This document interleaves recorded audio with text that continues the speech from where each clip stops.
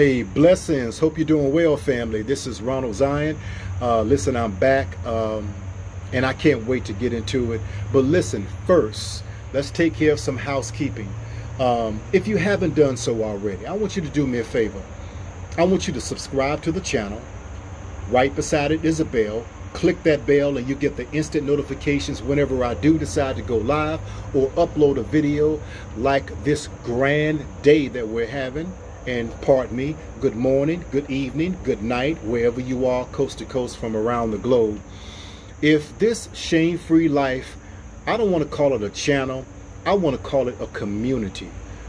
I want to call it a community of healing, a community of self-awareness, a community of self-healing on this journey of life.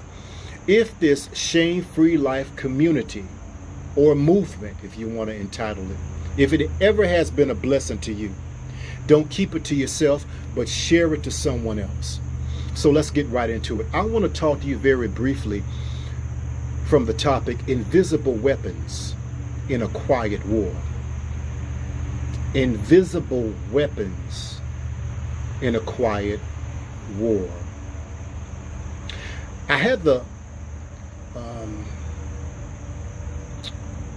I don't want to say privilege, I had the unfortunate privilege to see the latest Tyrese Gibson IG post and IG reel, IG recording, when he began to, in his terminology, remove the gag order that he placed upon himself as it relates to his marriage. If you don't know, Tyrese is on his second divorce. He is now in the midst of divorcing Samantha Gibson. They have a 1-year-old daughter, and they have been separated for quite some time. So the daughter should be 3 years old now. So that tells you how long they have been separated. Samantha took the daughter and left Tyrese when the daughter was 1 year old. The child was 1.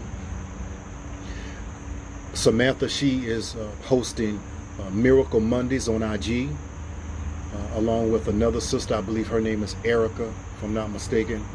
And they're preaching and teaching, coming from the Bible, talking about how good the Lord is, empowering other people that are going through brokenness, going through crisis in their lives. And I think that's wonderful. Tyrese, on the other hand, I think he is an amazing actor. He is a phenomenal singer. I think that all around, and I've never met Tyrese. I've seen him several times in concert, but I do not personally know him. He does not personally know me. But from my discernment, from me sitting back, I really believe that he is a good all-around dude with a good heart. I believe that he will give you the shirt off of his back. He will go to bat for you. He would do anything that he possibly can to alleviate human suffering. I really believe that about Tyrese Gibson. I also believe that he's very broken. And I also believe that, that he warrants our prayers. And most of all, hopefully there will be someone around him in his circle to be able to serve as checks and balances, and to lead him into a place of authentic self-discovery, self-healing, by healing from trauma injuries due to trauma attachment. Invisible weapons in a quiet war. So Tyrese is taking it to IG again. He's no stranger when it comes to taking his innermost thoughts and feelings to IG. And he did it this time concerning Samantha.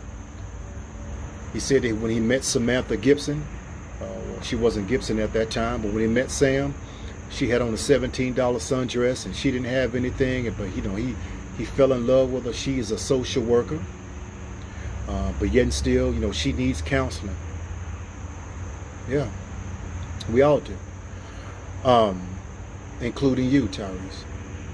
And how he doesn't understand why, she took the daughter and left. He's on the set of a movie, filming in New Jersey. He gets a call from Sam. Hey, listen, I'm leaving. I'm taking our daughter and I'm gone. She never wanted anything of brand names, so to speak. Donna Karan, red bottom shoes, Louis, Versace. She never wanted that, but he embellished her with that.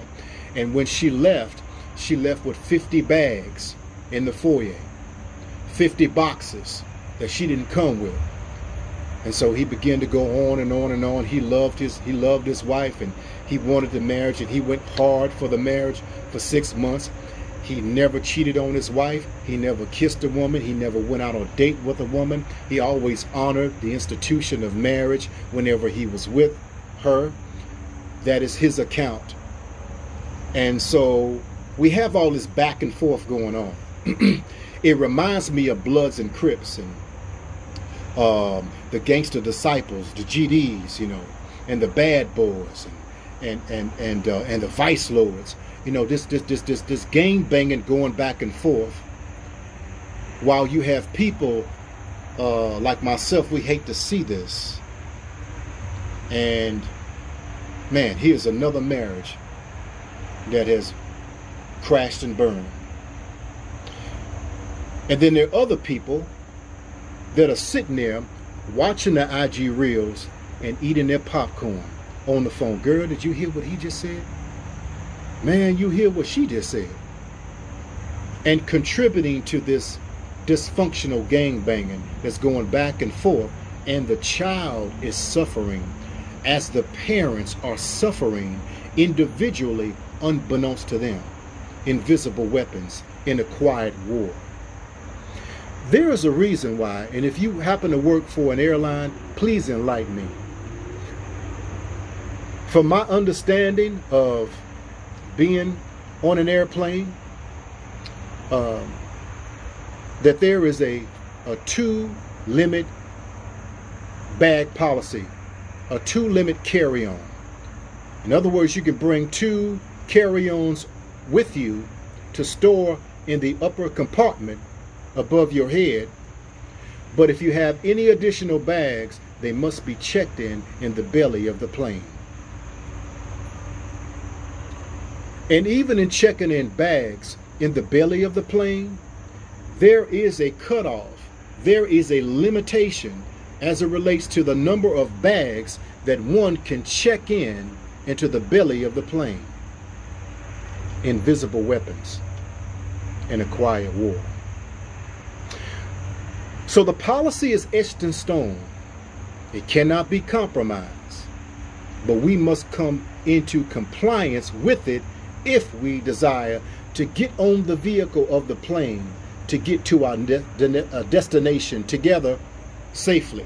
There's a reason why that there is a 2-limit bag, carry-on bag policy.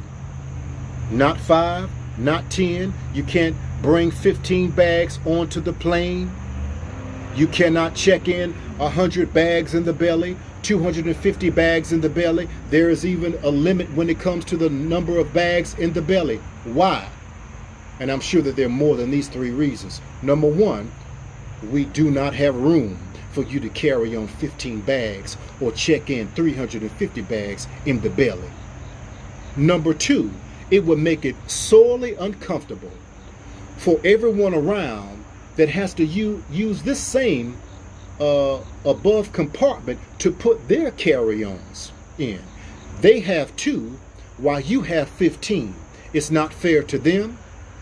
It's not fair to anyone. Thirdly, if we will allow you to break the policy that we have set in place of 2 carry-on bags, and you bring in 15 bags to stuff them in a above compartment that will not fit, and you check in 150 bags in the belly of the plane along with everyone else's bags that they have checked in, either 1, we will have too much weight to get off the runway, the tarp, or 2, if we do make it off the tarp, off the runway, and take flight, it wouldn't be long before we crashed and burned or ended up in the Pacific, Atlantic, or Indian Ocean, because of the excess weight from the bags that you brought on that should have remained in your home, that should have remained in the care of someone else. Invisible weapons in a quiet war. I think that example of the airplane, of the airline, is very applicable even to relationships. And as I sit back and I watch this gangbanging going back and forth, it's not just in the secular community, it's also in the institution of church. How we're seeing individuals, prominent individuals, pastors, bishops, apostles, evangelists, teachers, deacons, whatnot, that they're going through divorce, a nasty divorce, made public, and we all are receiving that vomit, the feces from the fallout of a dysfunctional relationship. Invisible weapons in a quiet war. And so there are other individuals that are sitting back eating popcorn, and they are delighting in this fiasco, and they want more, while many like myself are saying we need to be healed. Invisible weapons in a quiet war. I really believe that there is a quiet war that's taking place, a gender war between males and females, and I cannot specifically speak on any other nationality because I am not any other nationality than who I am, between black men and black women. And I believe that there are systems that are set in place. And of course, there's the enemy that's set in place, that is behind all of it, to fan the flames of this warfare that's taking place, this gender war between the man and the woman. He's blaming her, and she's blaming him. And so now we take it public. I believe it's indicative of our own dysfunction. I believe in the institution of marriage. I also understand the reality of statistics that clearly show that 50% of marriages fail. Regardless of who did what, 50%, half of the marriages that end up at the altar, at the justice of the peace, 50%, half of those marriages are not going to make it. The second time around, in another marriage, and Tyrese brought out that on his IG, how Samantha's mom, had been divorced 4 times, and she's come into the relationship, and she was in his vibe of words, was a hindrance in the relationship because she didn't remain in her place as the mother, instead of trying to pull for the lack of better analogy, a Robin Givens mom moment in their lives. Like Robin Givens' mom was a central piece of the divorce in Mike Tyson and Robin Givens, though they have their own individual issues as well. But how the mother didn't remain in her position and her role, but she crept into the marriage and she helped to divide Samantha and Tyrese, according to Tyrese. But he mentioned her 4 failed marriages. But Tyrese, what about your 2 failed marriages? So again, we all can tell our story according to how it is, and I'm not saying that what he's saying is wrong at all. Only he and the Most High knows. But what I am saying is that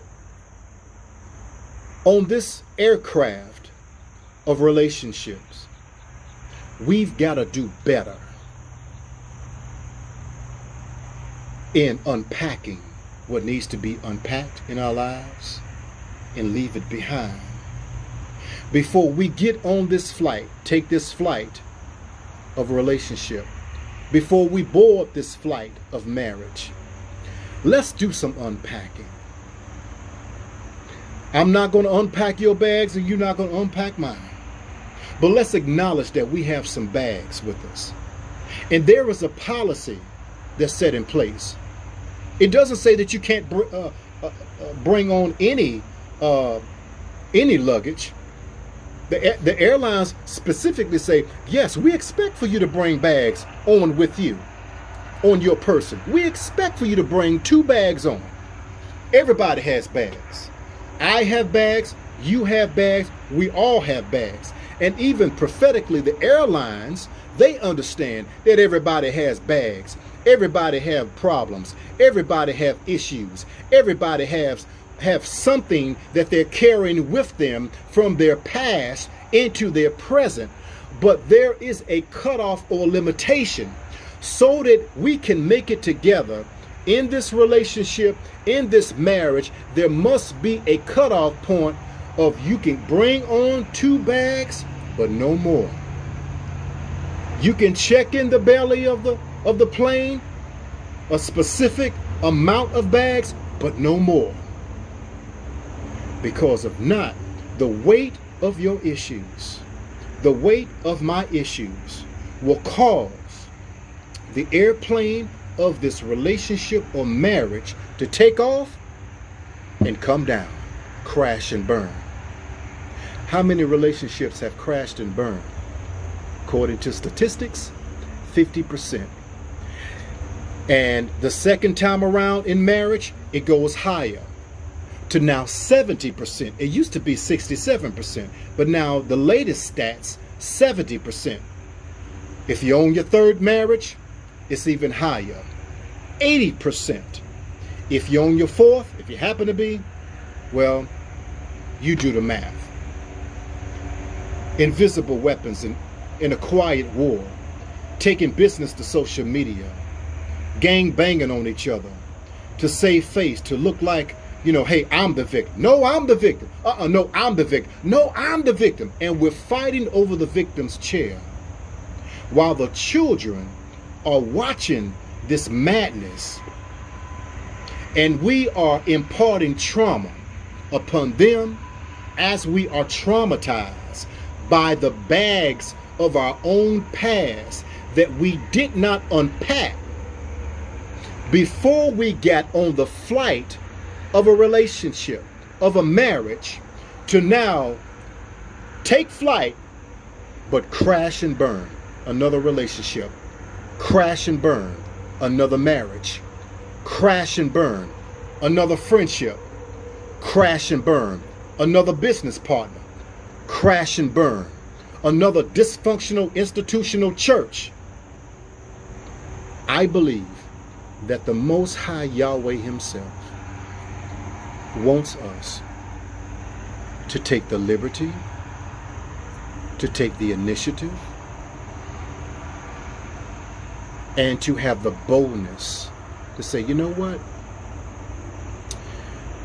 Before I get into another relationship, before I say I do, or in the midst of this friendship, or this business, or before I establish another church, before I become a leader in a church, I'm going to unpack some bags. I have a bag over here, a suitcase over here. That's when I was 5. I have another suitcase here when I was 12. I remember. I have another suitcase here, 18. I have another suitcase here, 25. I have another suitcase here, 30, and then 35.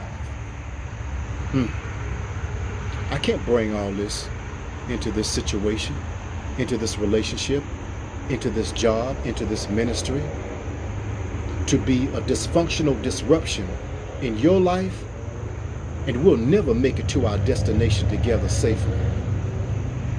owe it to myself to unpack these bags and to only bring with me what I need to bring with me in this relationship, in the next phase of life. And everything else that is a reminder of my rearview mirror, it belongs in my past instead of trying to fly it into my future. Trauma recovery coaching is so important because we all deal with trauma.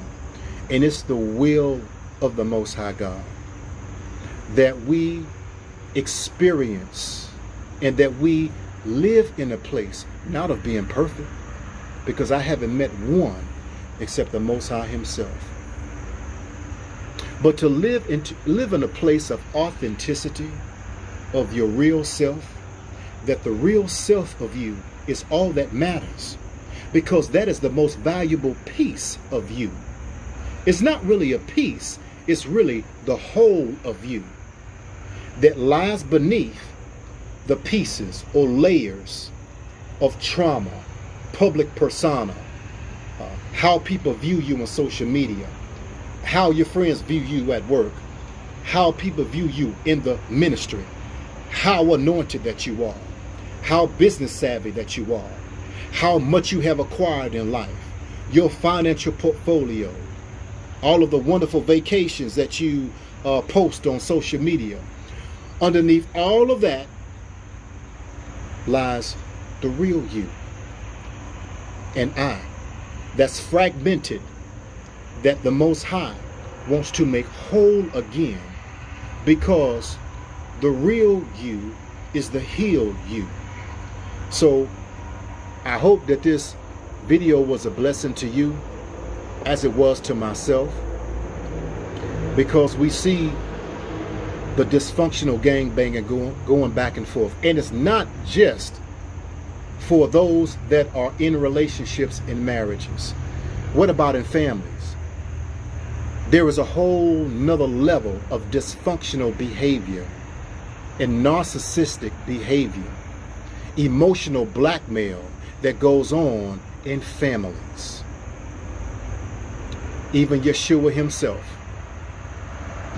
Jesus, Yeshua the Christ, said, "A man is not without honor except amongst his own kinfolk, his own family, and those who think they know him. He received more honor outside of his family than he ever received within his family." Why? Because of their undealt with brokenness and trauma that created an almost sociopathic behavior toward the one who offered them salvation and healing and freedom. So I encourage you, as I encourage myself, let's do some unpacking. Enough of this gender war, black men against black women.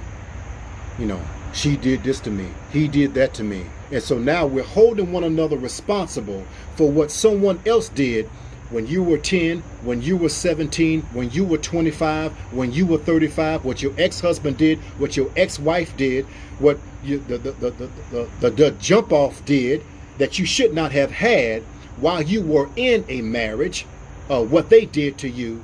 And all of those things may be a reality, a very hard and painful reality. But here is another reality.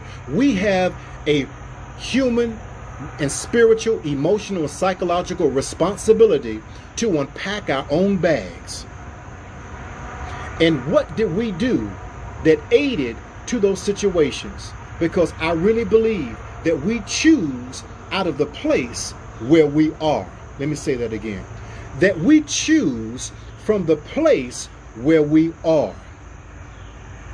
If I'm in a supermarket in the produce section, I cannot reach over into the almond milk section, which is 15 hours away, to now get almond milk. No, I'm in the produce section. So therefore, if I'm in the produce section, what's in my arm's reach? Produce. let me grab this spinach. Hey, I need some peppers. Hey, let me grab this asparagus. Why? Because it's within arm's reach. Not turkey burgers, not almond milk, not walnuts and cashews. They're not in arm's reach. So we choose from the place that we are in, whatever's within arm's reach. And oftentimes, the choices that we make have to do with the lack of skills and tools that we have to make better and wise choices. So, if you are one, with that being said, who said, you know what, Ronald Zion, I need some bags to unpack, and I can't trust this person, that person. I don't even know who to connect with. Just do me a favor. Go to theshamefreelife.com and just click the link to schedule a discovery call. Let's just see if we are meant for each other. Because I don't click with everybody, and you don't click with everyone. But let's see if it's a good vibe, if it's good energy, if it's meant to be, if it's ordained for us to partner together so that we can walk you down the road to self-discovery and self-healing and self-awareness. Just schedule a discovery call and let's see if we are a perfect fit. And if so, we can move forward and take it from there. Because the real you is the heal you. And that's what we do at the Shame Free Life. We are a trauma recovery coaching business that happens to be a type of ministry in dealing with people holistically, spirit, soul, and body. Because that's what the Most High desires for us, to be whole. It don't make no difference how much you have and how eloquent you are and how much of a powerhouse spiritually and how many cars and your portfolio and all that you have going on. If we're not whole in our psyche and in our heart, our emotional state, then all that we have is nothing more than a band-aid on a chainsaw cut. So we need tools and we need skills to make better choices and decisions. But first, going back to heal the attachment injury from the attachment trauma so we can move forward and take that flight with all those light bags so we can get to our destination safely. Till next time, as I always say, that your life begins when you say so. Peace and blessings to you, fam.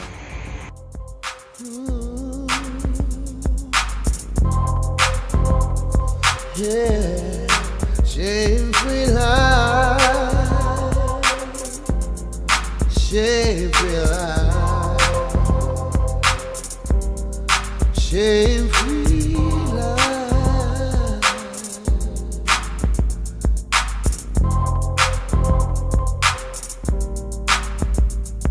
yeah.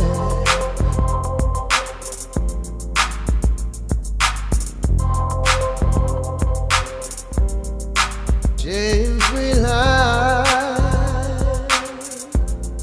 shame-free life,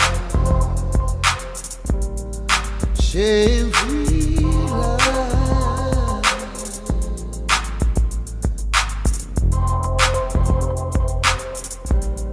shame-free life.